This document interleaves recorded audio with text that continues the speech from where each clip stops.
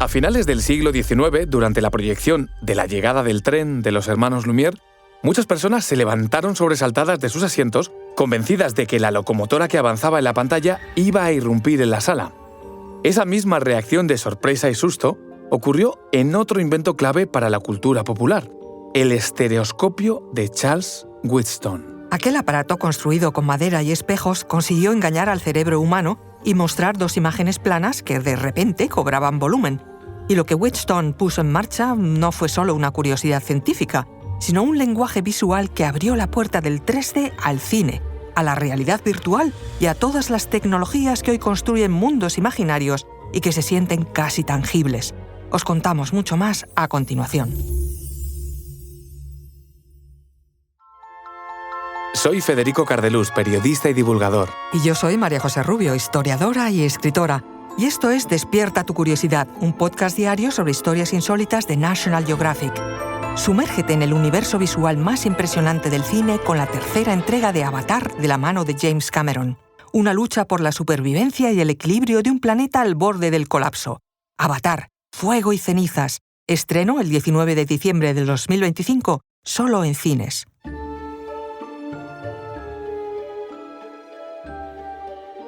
Nuestra experiencia cotidiana está marcada por la capacidad de percibir el mundo en 3 dimensiones, es decir, en 3D. Algo que damos por sentado, pero que si nos paramos a pensar, sucede gracias a que nuestros 2 ojos están situados a una distancia ligeramente diferente entre sí. Detalle que nos permite ver la misma escena desde ángulos distintos. Esa diferencia, llamada disparidad binocular, la termina fusionando nuestro cerebro de una única imagen con profundidad. Lo fascinante es que esta capacidad natural que tenemos ha sido objeto de curiosidad, experimentación e invención. Y sí, también fue el punto del que partió Charles Wheatstone y que abordó cuando en el siglo XIX construyó aparatos que exploraban precisamente esa diferencia entre vistas para producir ilusión de volumen. Wheatstone nació el 6 de febrero de 1802 en Barn Wood, cerca de Gloucester, Inglaterra. Su padre era vendedor de instrumentos musicales y además profesor de flauta, un trabajo que derivó en la mudanza de la familia a Londres cuando él todavía era un niño. A los 14 años empezó a trabajar de la mano de su tío, fabricante de instrumentos musicales en el Strand de Londres, algo que perpetuaba el negocio familiar, pero que no terminó de motivarle. Su interés entonces se desplazó hacia la lectura de libros de ciencia, electricidad y óptica. De hecho, se cuenta que cuando tenía 15 años, tras ahorrar lo necesario, compró un libro en francés de Alessandro Volta sobre electricidad y aprendió francés para poder leerlo. A partir de ahí, y junto a su hermano mayor, construyó una batería rudimentaria usando monedas de cobre como placas. En 1834 fue nombrado profesor de filosofía experimental en King's College London, lo que le permitió consolidar su carrera científica. Su formación fue en gran parte autodidacta, combinando el mundo de la música con la investigación en acústica, óptica y electricidad. 4 años más tarde presentó ante la Royal Society un trabajo titulado Contribuciones a la fisiología de la visión, primera parte, sobre algunos fenómenos notables y hasta ahora no observados de la visión binocular, donde explicó cómo cuando cada ojo recibe una imagen ligeramente distinta, el cerebro las fusiona y genera la sensación de volumen, es decir, la base de la visión 3D. Para demostrarlo, construyó un aparato óptico al que llamó estereoscopio, del griego estéreos, que significa sólido, y scopein, mirar. Su funcionamiento era sencillo. Utilizaba 2 espejos colocados en ángulo para dirigir hacia cada ojo un dibujo distinto del mismo objeto, cada uno hecho desde un punto de vista ligeramente diferente.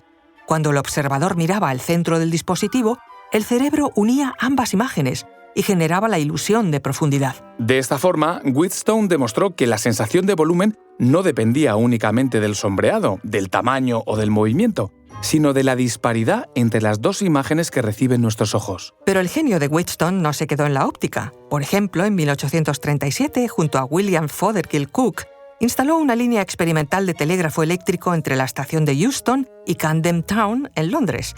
Aquel fue el paso decisivo hacia la comunicación instantánea a larga distancia. También incursionó en criptografía y no menos importante fue su faceta musical.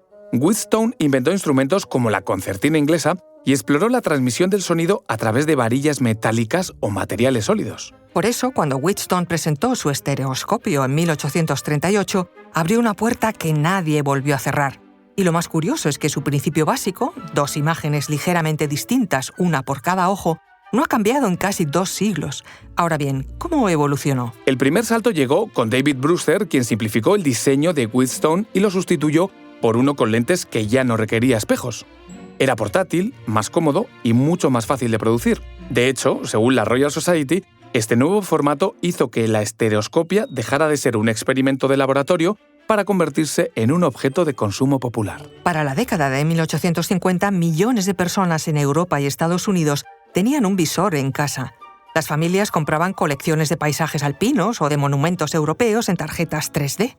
E incluso los viajeros llevaban cámaras estereoscópicas para capturar sus propios recuerdos en volumen. A comienzos del siglo XX, la estereoscopia convivió con el nacimiento del cine, que terminó eclipsándola como entretenimiento masivo. Sin embargo, su principio resurgió de formas distintas con las gafas anaglifo, las que todos conocemos con lentes roja y azul, sistemas polarizados, hasta que en 1939 emergió uno de los iconos populares del 3D doméstico, el Viewmaster. Y a muchos nos sonará especialmente como juguete para niños. El Viewmaster fue un dispositivo que permitió ver imágenes en 3D de forma sencilla. Usaba discos circulares que contenían pares de fotografías tomadas desde 2 ángulos ligeramente distintos. Al introducir el disco en el visor y mirar por las 2 lentes, se creaba una escena con sensación de profundidad. La tecnología siguió avanzando y con la llegada del ordenador, el 3D dejó de depender exclusivamente de la fotografía. En los años 80 y 90, los gráficos generados por ordenador introdujeron modelos tridimensionales sintéticos, reforzando la idea de volumen por la simulación digital. Después llegó la gran explosión moderna, cine 3D digital aplicado en películas como Avatar, televisores 3D, videojuegos en profundidad, gafas con obturador activo y más tarde lo que ya es una realidad, sistemas de realidad virtual y realidad aumentada. Y aquí está la huella de Wheatstone, porque la tecnología que usan es en esencia la misma que mostró en 1838. Aunque hoy hablemos de fotografía computacional, renderizado o modelado 3D, el fundamento sigue descansando sobre la capacidad del cerebro para unir 2 imágenes distintas con una percepción de volumen. Aquello que empezó con un aparato de madera y 2 espejos se ha convertido en la base tecnológica de algunas de las experiencias visuales más avanzadas y espectaculares del siglo XXI.